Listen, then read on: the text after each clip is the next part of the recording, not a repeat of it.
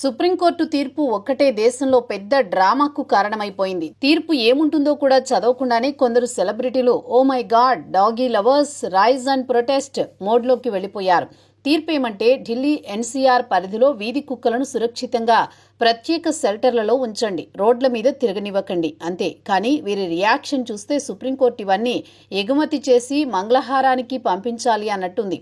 Instagram stories, Twitter threads, ఫోటోషూట్లతో కుక్కల పట్ల తమ దయని ఎగుమతి చేస్తూ ఉన్నారు. ఎవరో ఒకరు కాఫీ మగ్గు పట్టుకుని పక్కన ఫ్లఫీ కుక్కతో స్టాప్ కేనైన్ క్రైమ్ అని హ్యాష్ ట్యాగ్, మరొకరు బ్లాక్ అండ్ వైట్ సెల్ఫీతో డాగ్స్ ఆర్ పీపుల్ టూ అంటూ పోస్టు, ఇంకొకరు ఏకంగా రేపిస్టుల్ని వదిలేస్తారు కుక్కల్ని మాత్రం అనే హ్యాష్ ట్యాగ్ వేసి రివల్యూషనరీగా ఫీల్ అవుతున్నారు.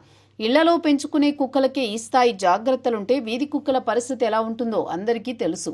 పిల్లల్ని స్కూలుకు పంపేటప్పుడు, ఉదయం జాగింగ్కి వెళ్లేటప్పుడు లేదా పేపర్ తీసుకురావడానికి బయటకొస్తే ఒక్కసారిగా భౌ భౌ భౌ భౌ అంటూ 6 మంది గుంపుగా చుట్టేస్తే వచ్చే ఫీల్కి ఈ స్మైల్ పోస్ట్లో చోటెక్కడా? రోడ్డుపై కుక్కలకు ఆహారం పెడితే ఎందుకు ఇంటికి తీసుకువెళ్లి పెట్టరని ఈ ప్రశ్న విన్న వెంటనే చాలా మంది సెలబ్రిటీల నోటి వెంట మాట రాదు. మా ఇంట్లో స్పేస్ లేదు, మేము లవ్ చేస్తాం కానీ హ్యాండిల్ చేయలేమంటారు.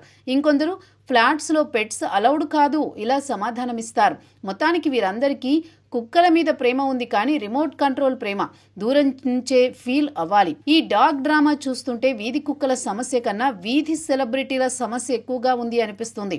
కుక్కల్ని నిజంగా ప్రేమిస్తే ఒక్కొక్కరు కుక్కలు దత్తత తీసుకుంటే ఎన్సీఆర్లో సమస్య సాల్వ్ అయిపోతుంది. కానీ అలా చేయడానికి ఎవరికీ టైం లేదు. కుక్కల కోసం కన్నీరు కార్చడానికి మాత్రం టైం కేటాయిస్తారు. ఎందుకంటే అది కెమెరా ఫ్రెండ్లీ కాబట్టి.